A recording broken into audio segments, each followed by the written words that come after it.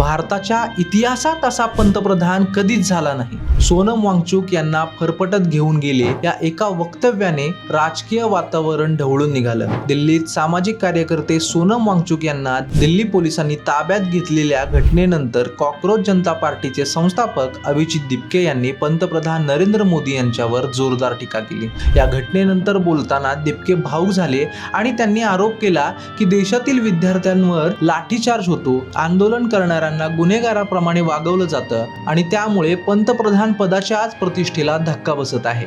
यावेळी त्यांनी सांगितलं की आतापर्यंत ते केंद्रीय शिक्षण मंत्री धर्मेंद्र प्रधान यांच्या राजीनाम्याची मागणी करत होते. मात्र 20हून अधिक मुलांच्या मृत्यूनंतर ही जबाबदारी निश्चित करण्याऐवजी आंदोलन करणाऱ्या विद्यार्थ्यांवर आणि सोनम वांगचुक यांच्यावर कारवाई करण्यात आली.